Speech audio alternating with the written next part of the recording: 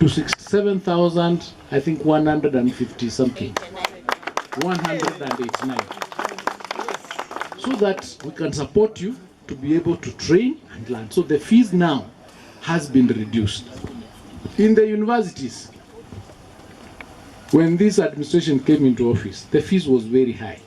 And using the MTI, which we rationalized, we were able to reduce the school fees, tuition fees in the universities by between 15% and 40%, making, depending on the program you're taking, the programs that do not cost much cost a total of 5,800 per semester, and the most expensive is 75,000 per semester, so that everybody can be able to learn. Are we together? Yes. This administration has employed 100,000 teachers to support the CBE education system that was introduced and which has now reached grade 10, with the first cohort of those students being in grade 10 this year. You said these young ones are very smart. These are CBE, and you heard what they said here. If I give one of them this microphone, they will make a speech here that you cannot believe. Because the competency-based education is a system that taps into the talents and the skills of the students. The potential of the students is brought out so that every child succeeds. The people that we took to grade 10 are transitioning to that grade 10, and the country today, and again I thank the Ngao team, the transition today in the country is at 99%. That means the 1% tunawatafuta pia wafanye nini? Waende pale. Kwa sababu we do not want anybody to fail. There is no failure in CBE because we target your potential. Do you understand that? So the transition is going to be 100%, so that everybody in this country succeeds. Because you are good at something. There are 3 pathways. You could be good in science, you could be good in arts or sports, or you could be good in social sciences. So nobody fails. Before, in 844, you would do all the subjects, and if you are bad in one subject, your grades does what? Comes down, and then you are called wewe ulianguka, si ndio? Lakini kwa hii CBE hakuna kuanguka. Everybody has a chance to succeed in something. In TVET, we introduced the dual training policy, where you learn in school and you also learn in industry. But we've extended that to say, can we have in our institutions, because we have machines, can we have some of the industries that we are teaching the students to go to in our institutions themselves? And that is being implemented. As you've heard, Kitale has implemented.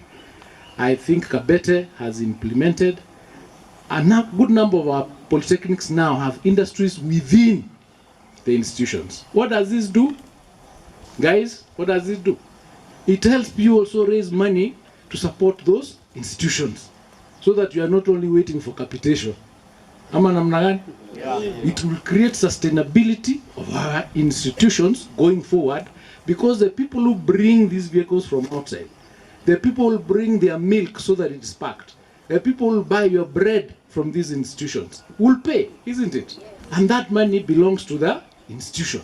So you'll be able to sustain yourselves, and going forward, we would be able to work towards ensuring that there is sustainability of our education sector, because the resources will be available across the board. This government is a working government, and it is a government that has people who think. Before, we were being told stories. For example, there is no money, for example, to do roads. Because of innovation, we were able to come up with something called securitization of some levies. We got money. Almost 6,000 kilometers of roads are now being completed. Housing is being done. And in those housing projects, our TVET trainees are working there. There's 640,000 jobs there. Almost all of them are being done by our TVET trainees. 640,000. Those are jobs there. SHA is working. Before SHA, NHIF had only 3 million people in that NHIF. What does that mean? It only meant out of the 50 million Kenyans, only about 3 million people are covered by insurance. Now we are at 27 million, meaning a larger number is now able to access medical services without payment where the government is paying. Niendelea ama niwache hapo? Niendelea ama niwache hapo? We just passed the infrastructure fund, and some people are fighting it, saying, what is this you are doing? This is not going to work. Let me ask you, the money that we are putting in the infrastructure fund, the levies that we are talking about, for the last 60 years, those levies have been there, isn't it? Zilikuwa zinafanya nini? Zilikuwa zinafanya kitu gani? Sasa hii tunataka kuweka 5 trillion in that fund, and once we have that 5 trillion, the movement or the program of moving to Singapore or first world will be a reality, believe it or not. Because how is it going to work? The infrastructure fund, Waheshimiwa, will support what economists call bankable projects. Right? With your chair and all the other principals here present, I saw also the principal of Kipsoin. Is it Kipsoin in Marakwet? We were with you yesterday at the conference. Yeah, you've done well. Yeah, you've done very well. Members of staff and trainees here and the students, good morning. Oh, it's already afternoon. Good afternoon. Good afternoon, sir. God is good. All the time. And all the time? God is good, and that is the essential house. Thank you so much. Let me take this opportunity to thank the Kitale National Polytechnic for hosting us in this exercise of planting trees as directed by the President, that we need to plant 15 billion trees. And we have a target. And as the Commissioner indicated, we are behind schedule. We are behind schedule, and we need to pull up our socks. You know, our president is a visionary. When he said we plant 15 billion trees, many people thought that it is not possible. But as a country, we have moved, and just here, we've already planted 20 million trees. It simply means that without that directive, we would not have done even that 20 million. So for those who are doubting that this country is moving to first world, I have news for you. We are moving Singapore. However, if you are not willing, utabaki wapi? Kenya. Utabaki nyuma, si ndio? Sisi wengine tunafanya nini? Tunaenda, and all of us have a role to play. That is why we are reforming even the education sector. We are doing a lot of changes, as the PS has indicated, even in our institutions, because we are thinking ahead. When this administration came into office,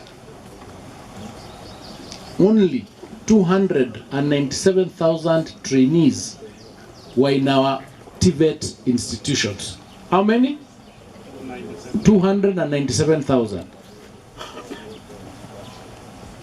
I'll tell you why that was a tragedy. In this country, we transitioned to university between 22% and 28% of the students who do the exams in KCSE. Meaning, between 78% and 72% do not transition to where? To university. Where are those students supposed to go? To our TVET institutions, to our medical institutions, and to our teacher training institutions. Now, when this administration came into office, we had 1 million or so students in universities. But 297,000 where? Now, how many of you do maths? You've done somewhere along the way, isn't it? So we had 28% equivalent to 1 million and 72 or 78% equivalent to 297%.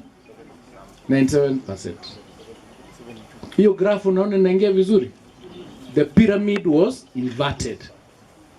So we came up with a program to enroll our trainees in institutions, and we have a target of 2 million students by the end of this year, 2026. As we speak today, we are at 700 and what, Dr. Kanyi? We are at 800,000 trainees now in our institutions, in 3 years of working very hard to ensure that we grow the numbers of our students in our institutions. And I want to thank the Commission and the team, the security team and the Ngao team who have helped